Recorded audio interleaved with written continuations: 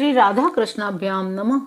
भगवान श्री कृष्ण की कथाओं का आश्रय लेने वाले भक्त जनों, मैं संध्या रानी महात्मा वेद व्यास जी एवं गुरुजनों की आज्ञा से श्रीमद् भागवत महापुराण के छठे स्कंद के अध्याय 6 को प्रारंभ करती हूँ। अध्याय 6 दक्ष प्रजापति की 60 कन्याओं के वंश का विवरण। श्री सुखदेव जी कहते हैं, परीक्षित, तदनंतर ब्रह्मा जी के बहुत अनुनय विनय करने पर दक्ष प्रजापति ने अपनी पत्नी आसनिकी के गर्भ से 60 कन्याएं उत्पन्न की। वे सभी अपने पिता दक्ष से बहुत प्रेम करती थी।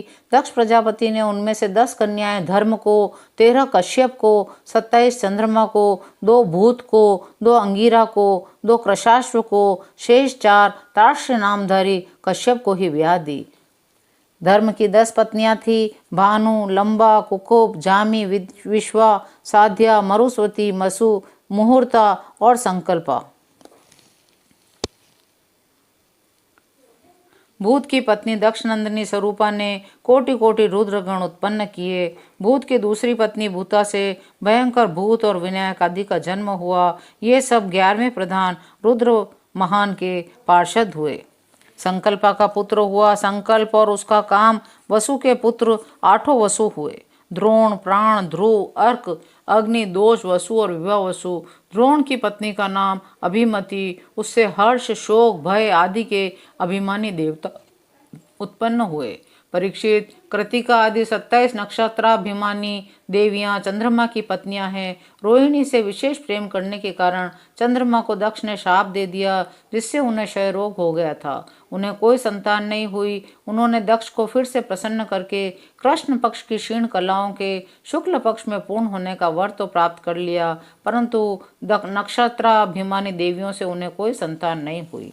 कश्यप की पत्नियों को लोक माताएं कहा जाता है। उन्हीं से यह सारी सृष्टि उत्पन्न हुई है।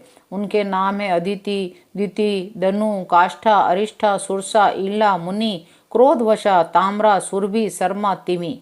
इनमें तिमि के पुत्र हैं जलचर जंतु, शर्मा के बाघ आदि हिंसक जीव, सुरभि के पुत्र हैं भैंस, गाय, दूसरे 2 खुर वाले पशु, ताम्रा की संतान है बाज, गीद आदि शिकारी पक्षी। मुनि से अप्सराएं उत्पन्न हुई, क्रोधावशा के सांप, बिच्छू आदि विषैले जंतु, ईला से वृक्ष, लता आदि पृथ्वी में उत्पन्न होने वाली वनस्पतियां, सुरसा से यातुधान यानी राक्षस पैदा हुए, अरिष्ठा से गंधर्व और काष्ठा से घोड़े आदि 1 खुर वाले पशु उत्पन्न हुए।